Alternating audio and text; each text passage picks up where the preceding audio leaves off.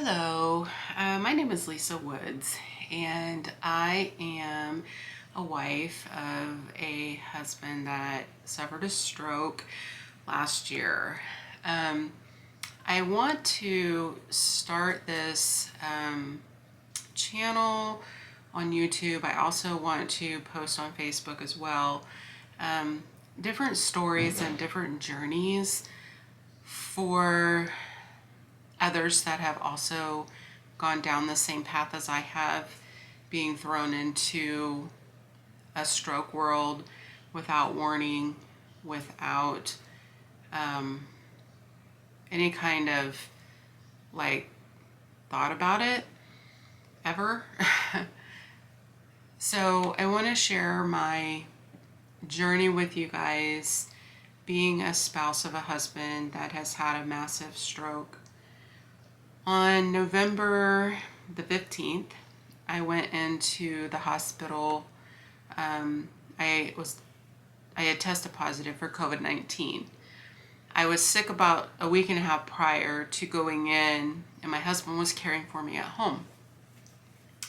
Um, I was really super sick, and my husband and my daughter had to carry me to the truck, and my husband took me on into the ER. I was positive for COVID. They admitted me into the hospital, and I was there for, well, I wrote my dates down here. I was there until the 17th. I was actually there until the 19th, but my husband came in with a positive result on the 17th, and so we were in the same room for a little bit. But prior to him coming in, he had went to the doctor. He thought that he was having some acid reflux, which was not uncommon for him. And so he went into his doctor, and the doctor checked his blood pressure. His blood pressure was insanely high. In fact, the doctor wanted to call the EMS right then, but my husband, being the man that he is, was not for an ambulance ride. And so he actually got in his truck and drove himself to the hospital, which was about a 25-minute drive from where we live at. So once he got there, they did a COVID test on him. He did test positive, and he had texted me from the ER saying that they were going to admit him because of high blood pressure and also high blood sugars. Both of them were just astronomically out of control at that time. So they admitted him in. He actually, like I said, we were both in the same room. That was on the 17th of November, 2021.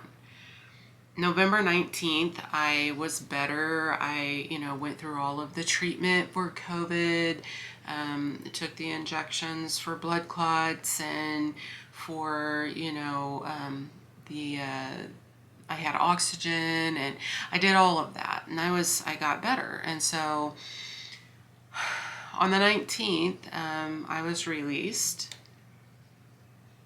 and my husband stayed. He stayed on the COVID unit for another day or so, and then was moved to the ICU unit because his blood pressure could not be controlled. He was on an IV blood pressure drip every 15 minutes to try and lower the blood pressure, and it wasn't working. So they moved him into ICU so they could supposedly monitor him better. And when they did on the 21st, somehow he ended up having a massive stroke with a lot of multiple strokes on top of that. The strokes affected his entire brain, and I wasn't notified. So I didn't know that he had even been moved into ICU until I called up to check on him. and they sent me to the ICU unit, and the nurse answered the phone, and I began to inquire as to why my husband was on the ICU unit. And the nurse let me know that he was up there because the blood pressure was so high. They were monitoring him a little bit closer, and that basically, he had a stroke. So I was so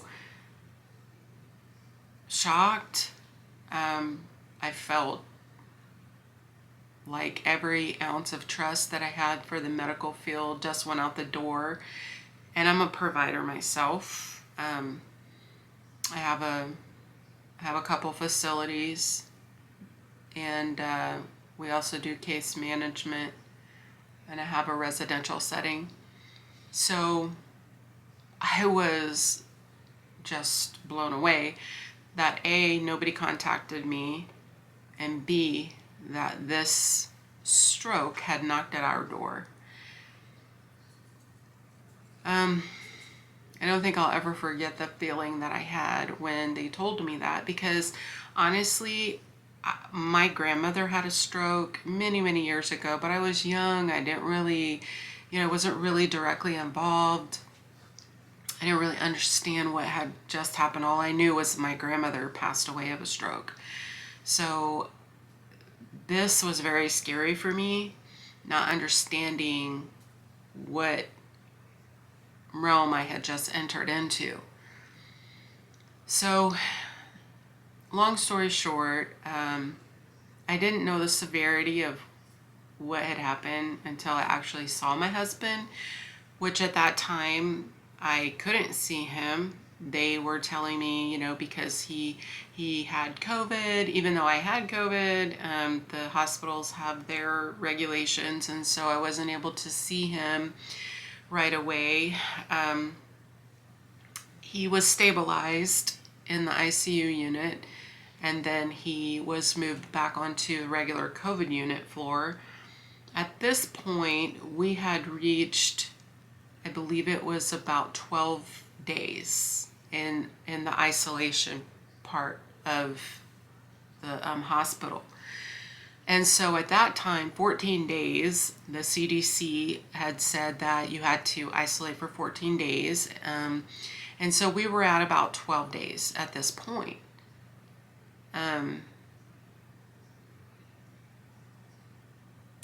When I called up there and I asked them if I could see him after the 14th day, I was told, well, no, he was going to probably have to isolate longer. And I didn't understand that. And being a medical provider, I said, well, I'm sorry, but that's not going to fly.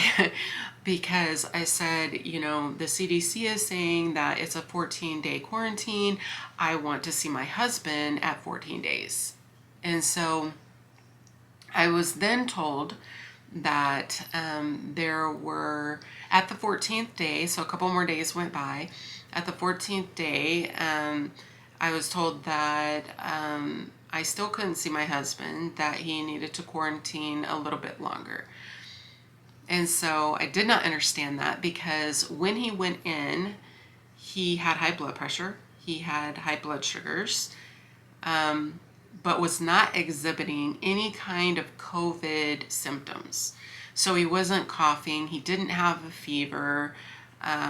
He was asymptomatic is what it was. He wasn't showing any symptoms of COVID. And so I did not understand why, because I was showing every symptom under the sun, and I was in the hospital from the 15th to the 19th.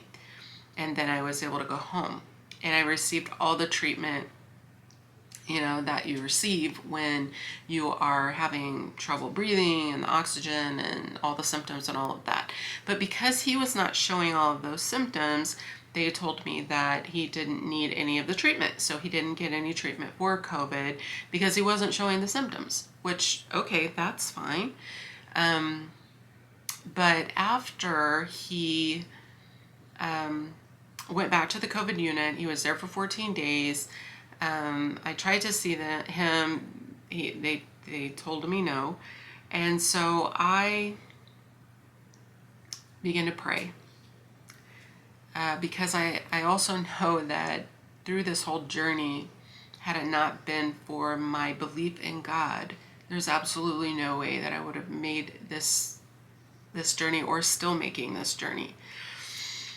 So I began to pray, and the next day I got a phone call from the nurse that was on the COVID unit, who was his nurse at that time. And it was probably around 11 o'clock or so, and she called me and she said, hey, she said, would you like to see your husband? And I'm like, yeah, I would like to see my husband. I mean, you guys have been telling me I can't see him. And so, yes, I would love to see my husband. And so they told me that I would have to, put all the PPEs on. And I was like, I'll put on whatever you need me to put on. I don't care if it's a NASA suit. I want to see my husband. And so they had also initiated to me that they really didn't come out and say it, but they had pretty much made it seem that he was not going to make it. And so that is partially why they were allowing me to come up to see him. Again, they did not say that out directly, but it was assumed in the conversation. I also had the doctors that were treating him. They also told me that it wasn't looking good, and that they were very, they weren't very positive about the situation. And so I told the doctor and the nurses that, I didn't receive what they were saying. I couldn't receive it. I didn't receive it. My husband is 61 years old, so he's a little bit older than me, but I felt like, he still has a lot left of life, that I couldn't accept what they were saying. And so I hurried up, I got dressed, I ran up to the hospital, my daughter and I wasn't sure if they would let my daughter come in, but they did. They let our daughter come in with me. We put on the PPEs and we went in to his room. And when I went in there, what I saw was not what I expected. I didn't expect my husband to be non-responsive and not speaking to me or moving or anything. He had a Dobhoff in his nose for nutrition. He wasn't eating. He had a catheter in, and it was not what I was expecting. And so I began to pray for him, and I began to really just speak what I believe over him. And I stayed there with him. And, one of the reasons that they were telling us that they couldn't move him off the COVID unit, the truth was that they didn't have a room on the other floors because our hospitals were so overwhelmed with COVID patients, with people that didn't have COVID, that just needed a regular hospital bed for whatever reason, whether that was cardiac issues or neuro issues or whatever, the reason being, they just didn't have a bed open. And that was honestly the truth as to why they couldn't move him off the floor. And so when I was there, I began to really pray and just call some things out. And I tell you, before that evening was out or over, I had asked God to please open up a room on another floor, because I did not want to leave my husband in that COVID unit, not one more night. Before the night was over, long story short, God had opened up a room on the 8th floor. And if anybody knows anything about numbers, the number 8 means new beginnings. And so to me, that was a powerful thing, because I do believe in numbers and I believe in what they mean. And so we moved, to the 8th floor. I was able to help the nurses move him. Um, he did open his eyes and, look at me, but he really wasn't speaking. And I couldn't understand it because, first of all, I didn't even realize he was that bad, and I didn't realize that the stroke had caused such a defect that at that point in his abilities. And so when I was able to just be, it was just me, my daughter, and him, I began to talk to him and just look him over because I hadn't seen him in so long. Well, while I was there, the speech pathologist came in and they wanted to do a swallow test on him because he wasn't swallowing. And so we did the swallow test just with some ice chips, and he wasn't able to swallow. The ice chips just fell right out of his mouth and he wasn't able to swallow. So I knew something, was obviously very wrong. And the doctors and nurses were telling me that the stroke affected his swallow. So for some reason, it just didn't sit with me. I know it can and it does affect, and maybe your journey with your loved person, it has taken maybe their swallow or what have you. But for my husband, it just wasn't setting right. And so once we got him moved to the 8th floor, I began to look in his mouth, and his mouth was full of caked thrush all inside of his mouth, on the roof of his mouth, on his tongue, going down into his throat. He had so much bacteria in his mouth and blood and just yucky stuff that he couldn't swallow. So I was livid because it was clear that they had neglected his oral hygiene, and that's why he couldn't swallow. So the doctors began to really push putting in a G-tube in the stomach, which some of you may know that's more of a long-term fix for somebody who cannot swallow. The DABHOB is more of a 6 to 8 week temporary solution for nutrition, but then the G-tube is a permanent fixture for one, or can be a permanent fixture for one who can't swallow. So I was like, no, we're not putting a G-tube in. At that point, he still had another 4 to 5, well, probably 4 weeks at that point of time on with the DABHOB, and so, or DABHOB. So I told him, no, we're not going to put a G-tube in. I said, what we're going to do is you're going to prescribe thrush medication for his mouth, and then I'm going to come in and I'm going to do his oral hygiene every single day. And so the hospital has these hydrogen peroxide kits that have those sticks that have the sponges on the end of it. And I began to work my husband's mouth, on the inside of his mouth, on his tongue, on the roof of his mouth, down in his throat with those sponge sticks, and with the suction tube that was on the wall in there in his room. And I began to brush his mouth out and his teeth. Long story short, it took me about 5 to 6 days, along with the thrush medication that the doctor ordered.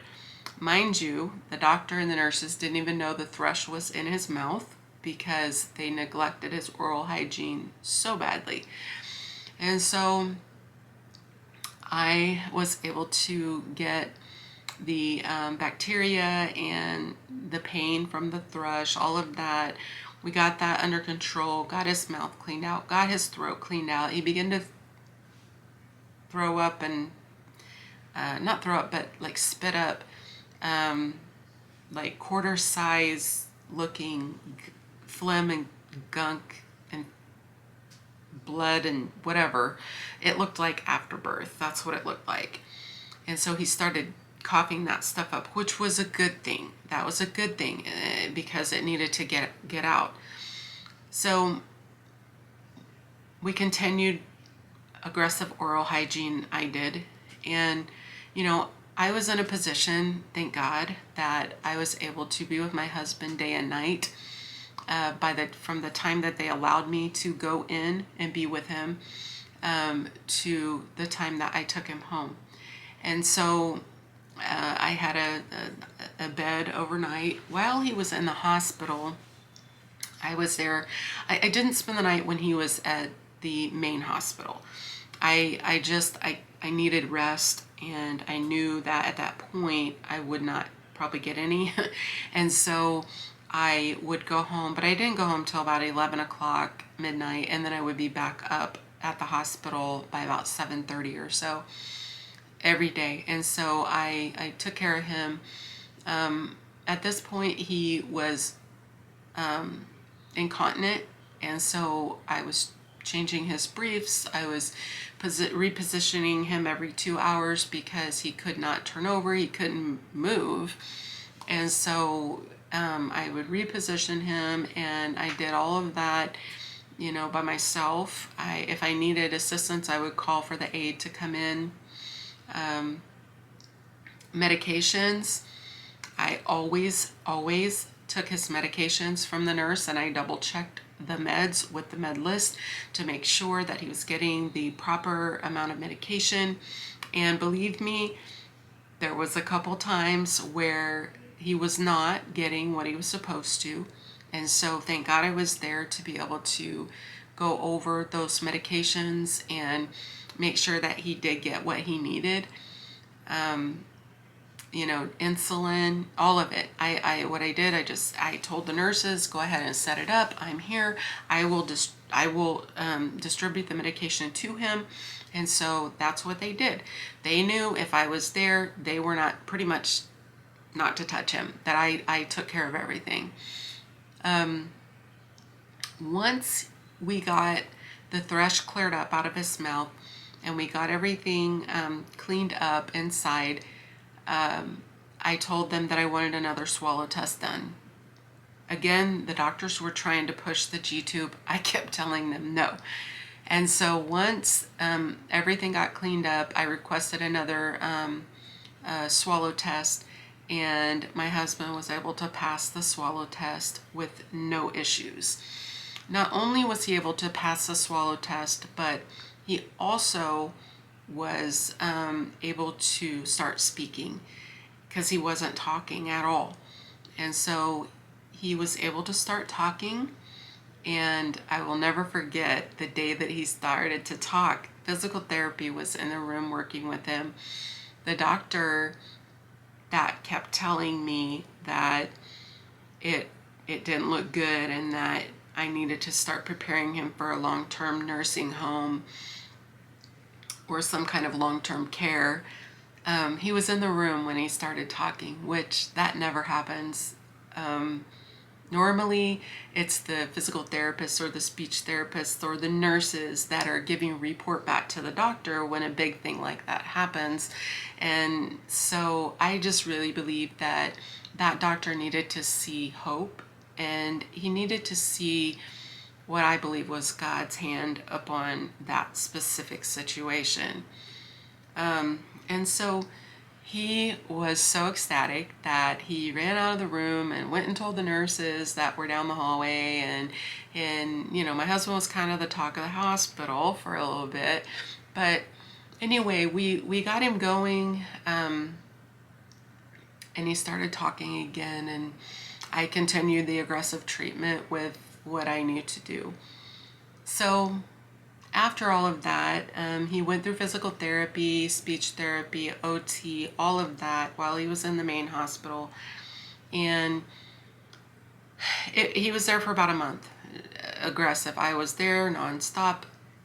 He did start eating, but my husband is a master chef in the real world. And so he would not and refused to eat the hospital food. And so no matter how we dressed it up, he just wouldn't eat it.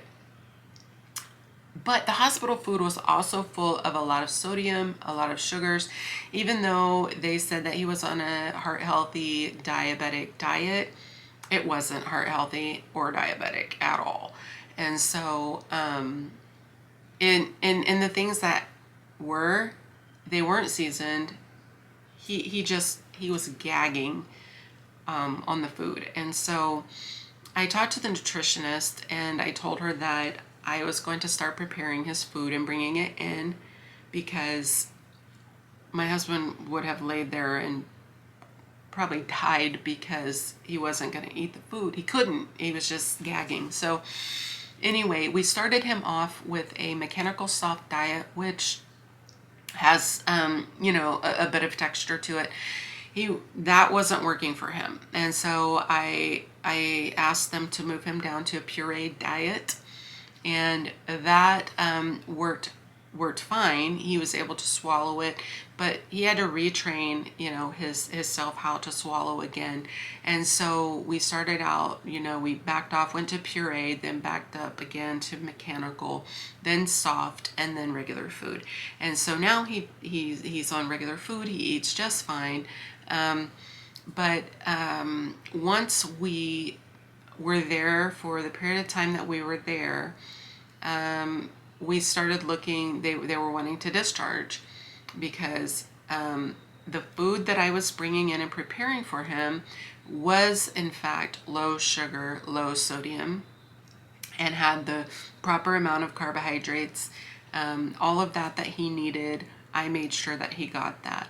And so we were able to start looking at discharge, although physical therapy and OT was not thinking that he was ready for a rehab. And so they wanted to send him to a nursing home or long-term care. Again, that was not going to happen on my watch. And so I kept telling them, no, I will keep working with him, doing the physical therapy when, they weren't around while he was still in the hospital. So I continually did his PT with him and his OT with him. I got it to where he could set up, which he wasn't doing even for them.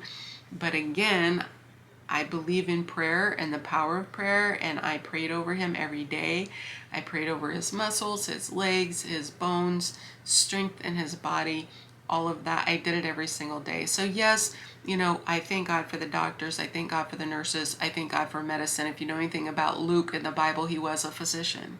And so I firmly believe in medication. I believe in, being treated by the doctors. I would never not take my child to the doctor or not take myself or my husband to the doctor. I believe in that. But I also believe in prayer, because I do think that is a force that we have that works. Well, I know it works. And I always tell people, just because it didn't happen for you doesn't mean it's not happening for somebody. And so for me, it did happen, and for him, it did happen. And so, long story short, OT and PT, he wasn't giving them the output that they wanted to see, but I was seeing it. And so what I did was I began to videotape him and take pictures, and then I took it back to them and I showed them, hey, look, this is what he's doing. Please recommend him to a rehab somewhere. And so we looked at a couple rehab hospitals. They denied him, and they said they wouldn't take him into their facility. So there was only one other rehab hospital that we were looking at here locally. Otherwise, we were going to have to go to another state to get him the treatment and the rehab that he needed. So again, I just began to pray that God would open up doors with this last opportunity. And I will tell you that the name of the facility is Wesley Rehabilitation Hospital. And unfortunately, March 1st, they are closing their doors. I hate to see it, because they are fabulous. They've got some of the best staff, the best physical therapists and OT and speech therapists that you could ever find. And so God allowed us to get in there. We were approved. They came up, they approved him right away. He was able to go there. He got great care. Again, they received us in with open arms. I was able to stay there all night and I was able to take care of him. Same type of scenario there at the rehab hospital than at the main hospital. Again, I took in the items I needed to prepare his food, and they allowed me to bring in coolers, and they were just great. So I would highly recommend that facility if they weren't closing, if you were in our area of the world. But once he got there, we did have one situation where the doctor was trying to prescribe him a medication that was mostly prescribed for people that had Parkinson's disease, which I know a lot of stroke patients are on this specific medication, but for us, again, it just didn't sit right for us to have him on it.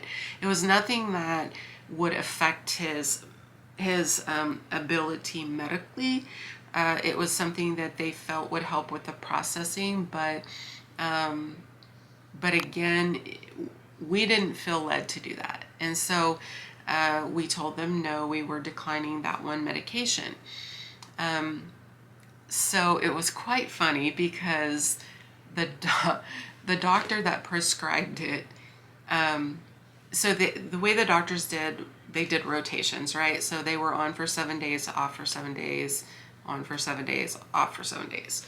And that's how they did it. So the doctor that actually prescribed the medication was going off shift the coming up weekend after he prescribed the medication. So we had another doctor that came on, and we explained to him that my husband didn't want it. They kept pushing it and pushing it and pushing it until my husband was finally like, okay, I'll take it. But even in that, if you know anything about your rights as a patient, you can refuse any medication that you don't want to take. And so he refused the medication each time that the RN, brought in the meds. He told him that he didn't want that specific medication.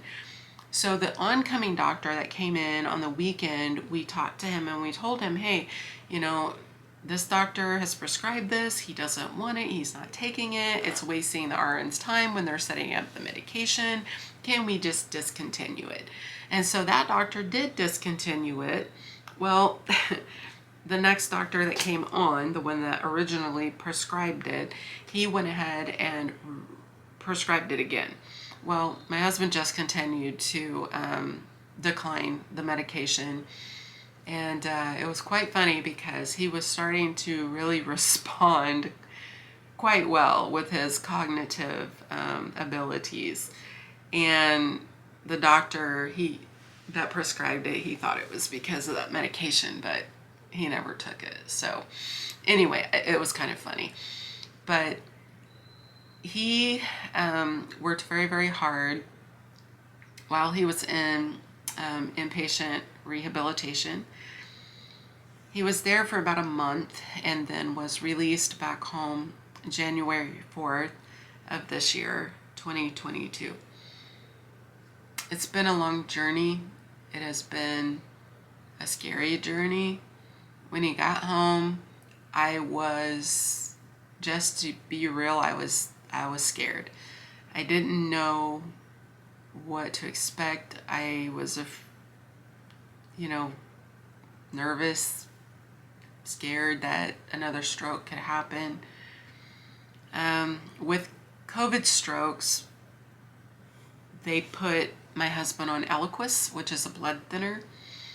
And because there's not enough data or research out there that link the COVID strokes with blood thinners, we don't know how long that he will be on the blood thinner because there's just not enough data or research out there to say, okay, let's take him off.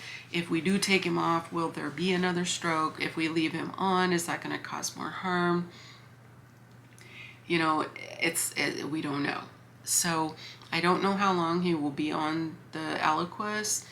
He is still currently on 6 blood pressure medications, and he takes them every day. He's on 2 different, sorry, my phone, I thought I had it turned down. He's on 2 different insulin shots, and takes one of them every 12 hours. The other one he takes at mealtime, which one of them is Levemir and the other one is Novolog. And then he's on a cholesterol pill, and he's on quite a few stool softeners because he has a little bit of trouble going to the restroom. I will tell you that after he went to rehab, probably it was on Christmas Day, he actually started to get feeling back to where he could use the restroom on his own again, and he started to use the urinal, and then he was still having a problem with having a BM, so that sensation did come back a couple weeks later. So I don't have to, change his briefs anymore. He's able to go in the urinal, and then he is able to have his BMs on the toilet now. But it has taken a long time, and I say a long time, but it really wasn't a long time. But when you're in the moment, it seems like it's forever. It seems like you don't get any sleep, because you're always thinking, what if this happens again? My husband went in for so many different CT scans while he was at the rehab hospital and while he was at the main hospital. They did an MRI because the MRI is what captures the soft tissue of the brain, and that's when they found the stroke and all the multiple other smaller strokes. I still don't know why they didn't do an MRI sooner, but they didn't. And my husband, there's a shot that you can take with the onset of a stroke, and not always can they give it, but a lot of times they do, and he didn't get that shot. I don't know why. I don't know circumstances around it.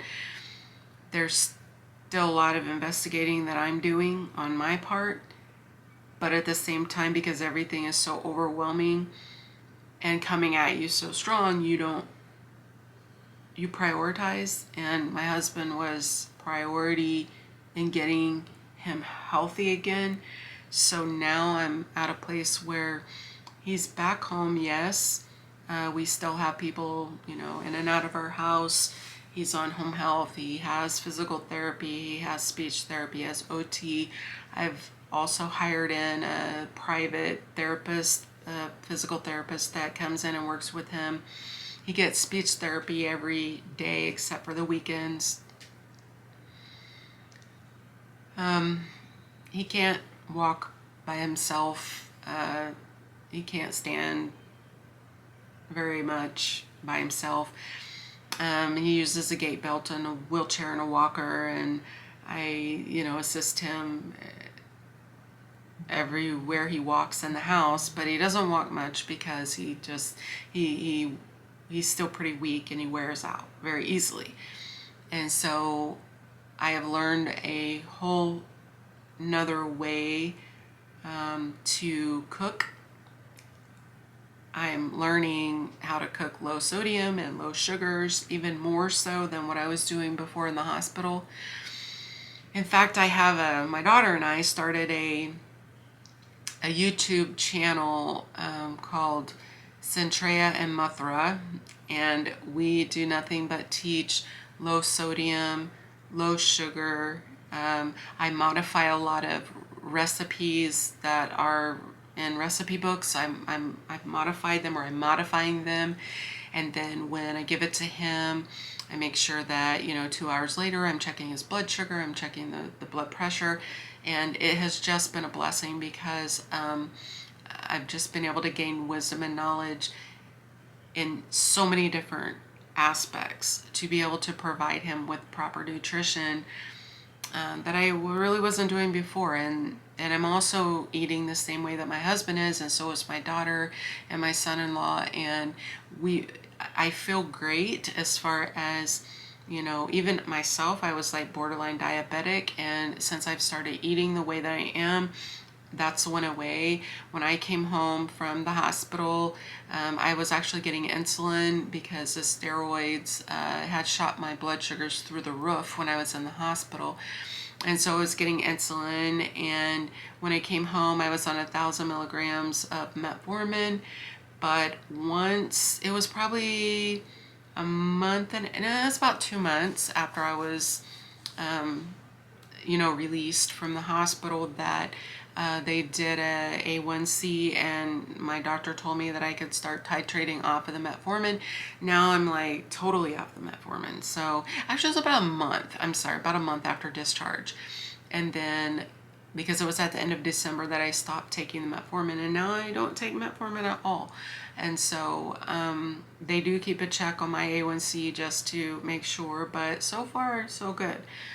So the goal now is to help my husband to be healthy, to get his blood sugars down, working on, getting off the insulin. In fact, we went to the endocrinologist about 2 weeks ago, and they said that his blood sugars look really good, and they actually talked about taking him off of the insulin. But we need to figure out a good plan so that he can still have something to replace the insulin. Right now, metformin really bothers his stomach. He's actually been on that before. Sorry, my battery died. So anyway, as soon as we get a plan together, the endocrinologist is going to take him off the insulin, which I'm excited about that, because we worked really, really hard on getting his blood sugars down. They were like running in the 400s and 500s when he was in the hospital. So to have a normal blood sugar of 120 is like a huge deal for me, because I've worked really hard to get him, where he's at with his food, to get those blood sugars down. Also, at some point, I'm sure that we will hopefully start to titrate the blood pressure medications as well, but we have to be very careful with that. So, right now my husband is working on voice projection with his speech therapist. He's working on pronouncing words, pronunciation, strategic memory games, and things like that. He's working with a speech therapist, with OT, working a lot of fine motor skills, and things like that. With physical therapy, he's working on balance, he's working on walking. And so we still have a pretty long journey ahead of us, I think, but we're not giving up, and we are just trusting that things are getting better, which I have seen them get better.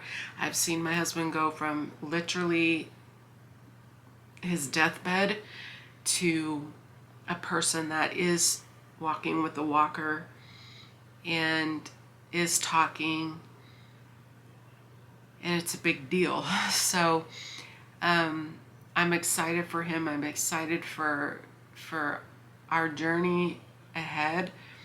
But it is scary. And I was talking about it, how when I brought him home, like earlier, I was talking about how when I brought him home, one of the natural responses, I think, for me, was that, I was just constantly checking on him during the night. And I was, there were times that it didn't seem like he was breathing. I couldn't see his chest moving up and down, and I would shake him or startle him, and he would get in such a deep sleep that sometimes he wouldn't wake up. And so that scared me. And like, I could literally feel my heart sink to my stomach because he wasn't moving or wasn't responding. And I was checking his blood pressure on the hour, every hour, through the night, through the daytime.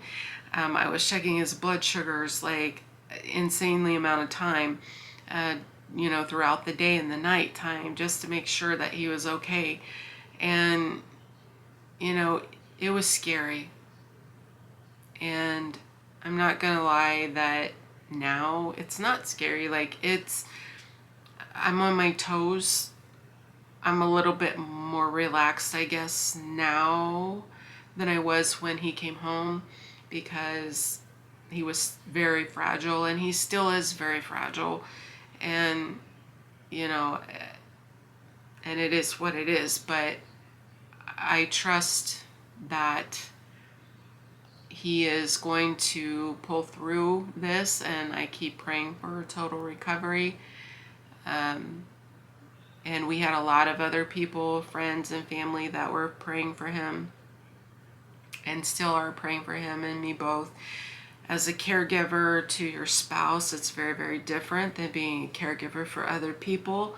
I've been doing caregiving, a really long time, and I own, a company now that is, I'm a provider for people that have special needs. Well, I've been doing this my entire life. I believe that, it was what I was called to do in life. But when it is your husband, you have different emotions and feelings that are involved, more so than somebody that you're taking care of and then you're sending home at the end of the day to their families. It's very different. And so I'm thankful for my experience and the knowledge that I have and the preparation I believe that God has given me through life and my career to prepare me for the time that I'm in right now with my husband. So I wanted to share my story because I want to be an encouragement to other people that have been thrown into the stroke life without warning, without signs. It's not easy. It's scary, and it's something that I feel like I can't do alone. And so I want to interview you and other people from around the world, around my country for sure, but even around the world, that are dealing with this same monster, of maybe having high blood pressure, high blood sugar, COVID, stroke. It is just not easy. And the hour that we're in with humanity, I feel like we have to pull together. We have to unite together, no matter what color, what disability, what class.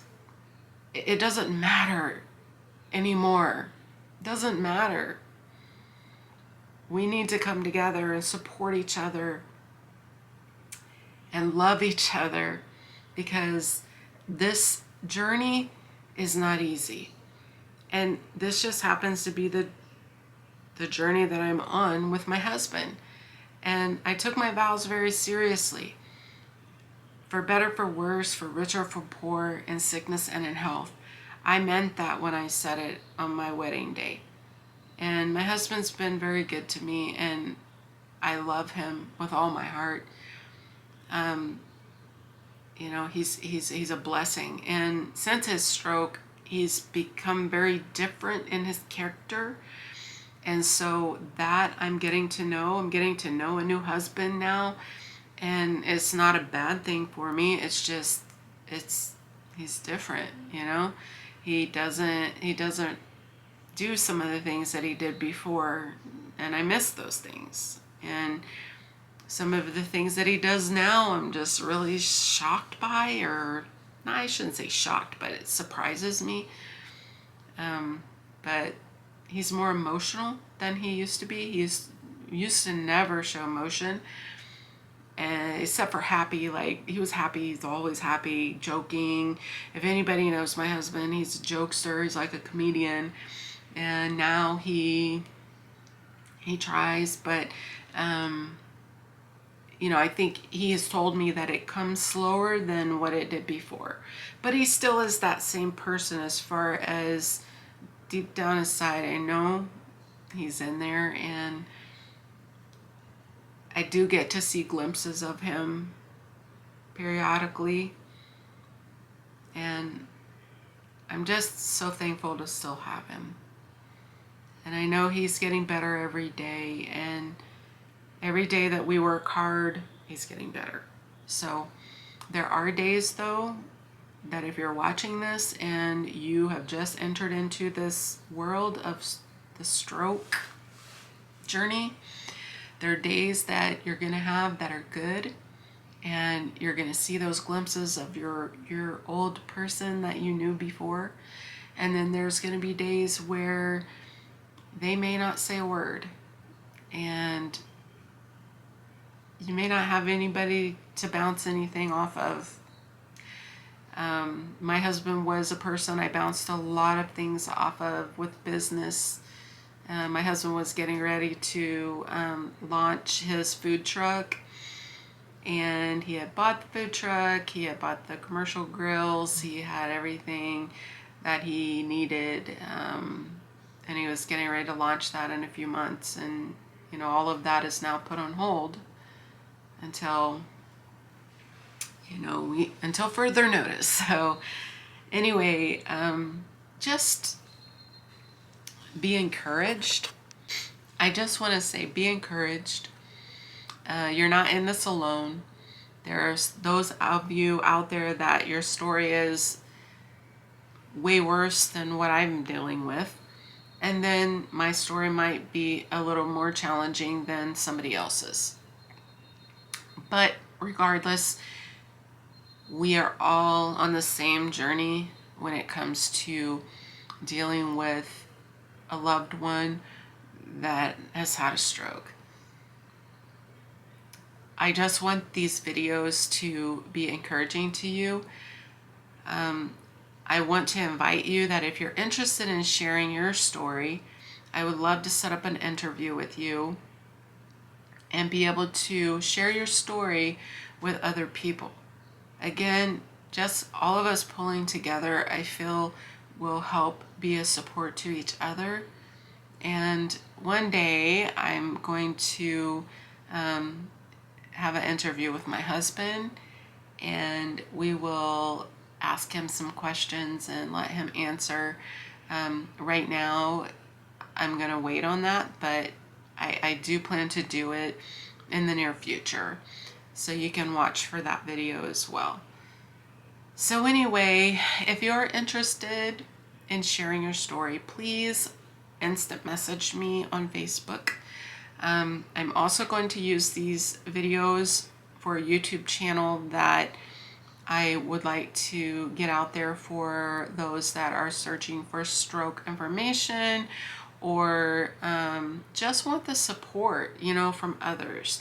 I joined a couple of Facebook pages or groups, which have been very, very helpful for me.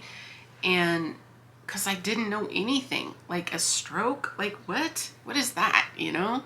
I mean, you hear about it all the time, you hear about people having strokes, but you know, until it hits your doorstep, I mean, it's not something, unless you're a doctor or a neurologist or something like that, that you just go out and start searching and learning about. So I now have, and I could probably make this video last for another hour, just sharing the stories of what we dealt with in the hospitals. You know, the nursing staffs are so short-handed right now.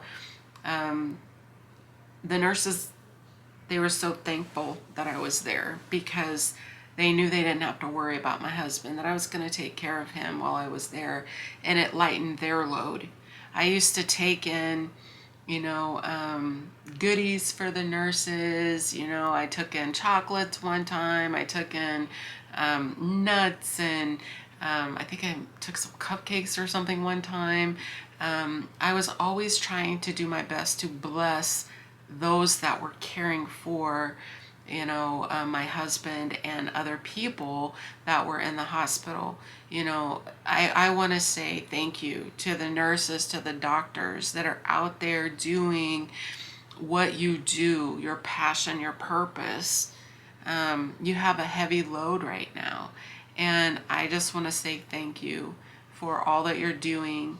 And I hope that, this video is an encouragement to you, as nurses, as doctors, as stroke victims, as spouses of people that have had strokes, as mothers and fathers of children that have had strokes, as children that have had parents that have had strokes, or grandparents that have had strokes. And the list goes on and on and on.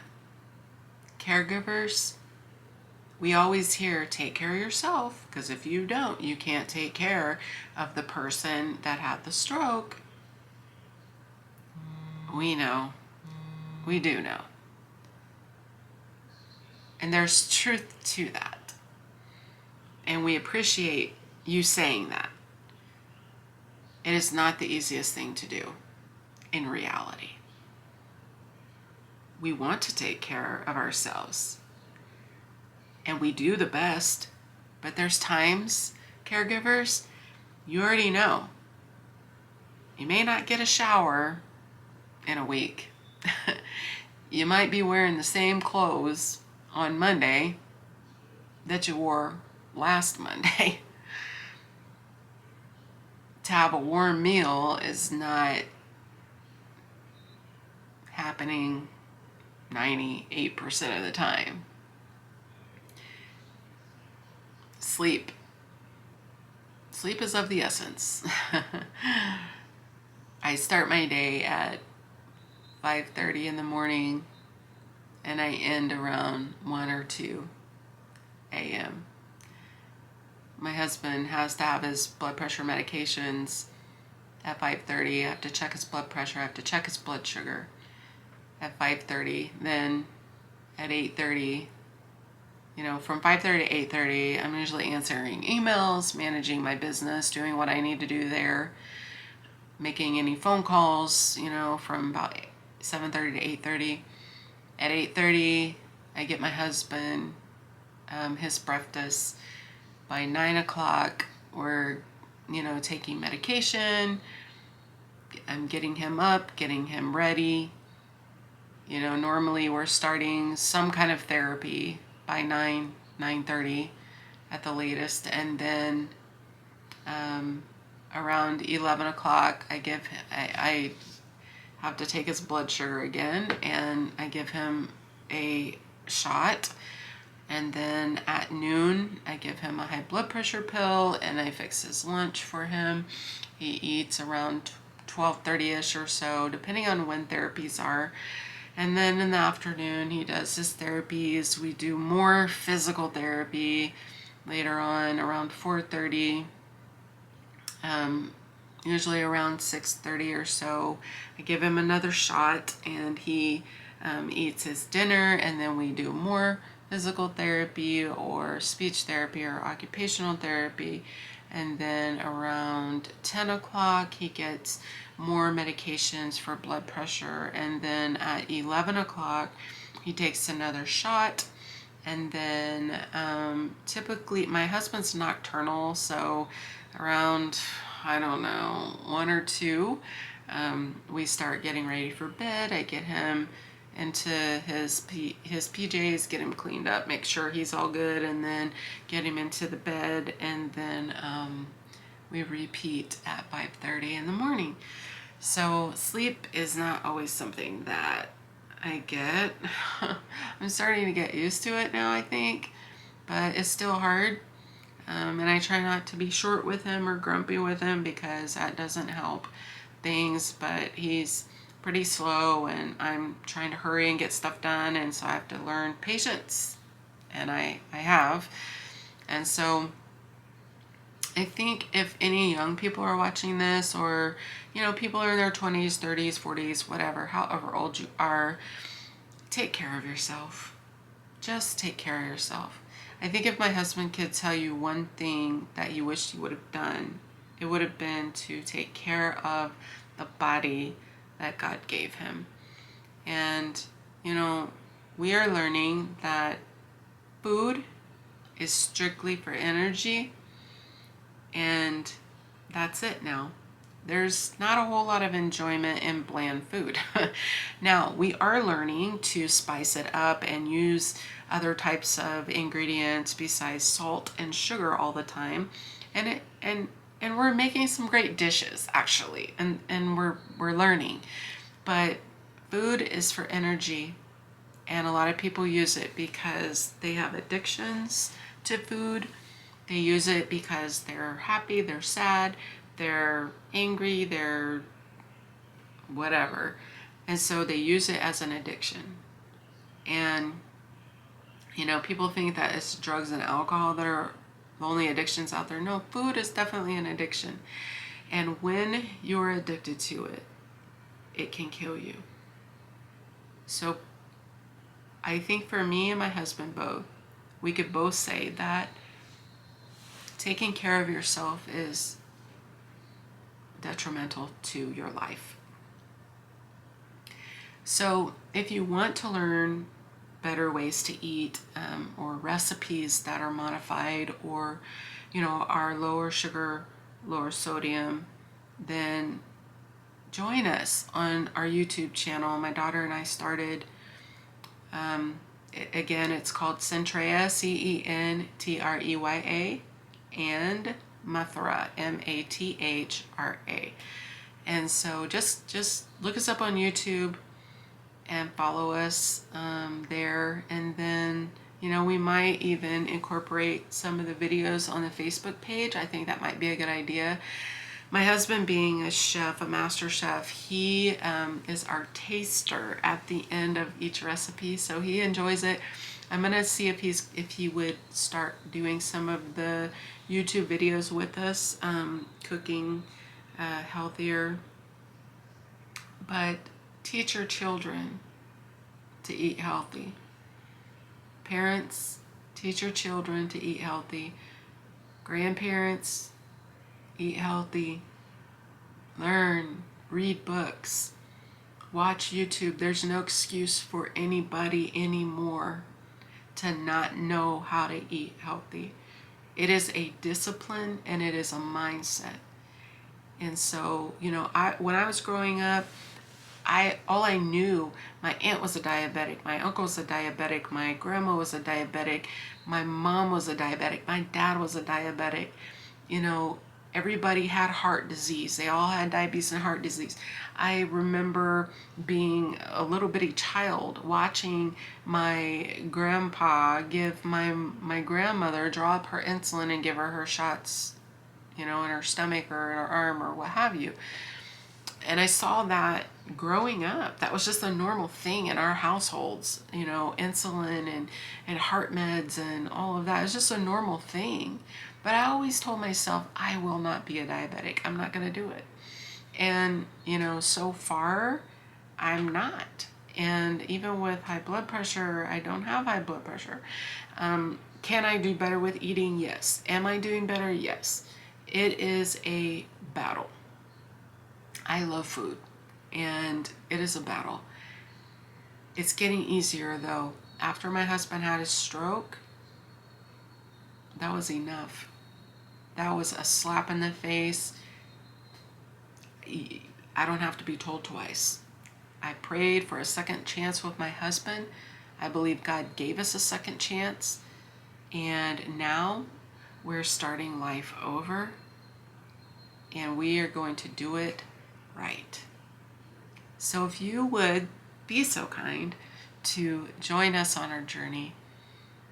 Again, if you want to share your story, please instant message me. Let's chat. Let's join together and let's support each other. Again, I'm Lisa Woods, and it's a pleasure to be here with you.